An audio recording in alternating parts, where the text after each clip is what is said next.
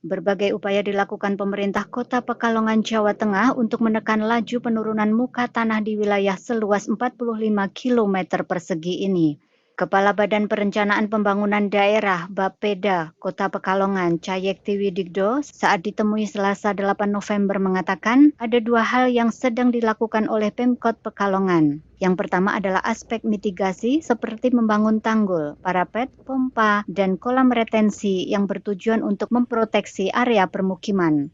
Kemudian mempersiapkan kemampuan adaptasi terhadap perubahan, seperti penyesuaian jalan lingkungan yang dibuat lebih tinggi, penyesuaian struktur bangunan baru, dan meningkatkan kemampuan adaptasi masyarakat.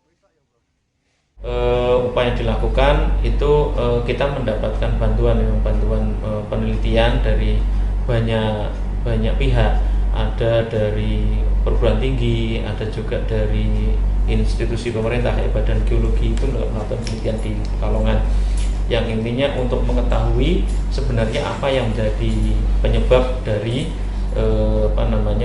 terjadinya penurunan tanah itu. Bersama kabupaten tetangga, yakni Kabupaten Pekalongan yang mengalami hal sama, Pemkot Pekalongan sejak 2 tahun sebelumnya telah memasang patok ukur yang secara waktu nyata menghitung laju penurunan muka tanah di 6 titik. Sedangkan daerah tetangga ada 4 titik. Dari sampel salah satu patok ukur, laju penurunan tanah tertinggi ada di Kompleks Stadion Hugeng. Analis Litbang dari Kementerian Energi dan Sumber Daya Mineral (ESDM), Noviardi Titis Praponco, mengatakan laju penurunan muka tanah tidak bisa dirasakan secara langsung dampaknya, namun bisa dilihat dari indikasi dampak dari struktur bangunan yang mengalami keretakan akibat sesar atau patahan, bukan dari kesalahan struktur bangunan pada saat dibuat. Di Stadion Hugeng ini penurunannya sudah nyampe berapa Pak per November ini Pak? Per November tadi setelah diukur 14,5 14,5 cm. selama? Itu kurang lebih alat terpasang 2-2,5 tahun Pak.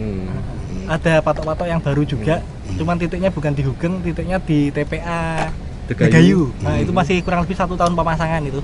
Kebetulan bareng juga sama 4 titik yang ada di Kabupaten Pekalongan. Kalau menurut Mas yang paling parah penurunannya di mana Mas? Ini kan masih data kalau akumulasi data ya Pak. Berhubung ini pemasangannya lebih awal, kok signifikansi munculnya di sini karena memang di sini sudah 2 tahun ya.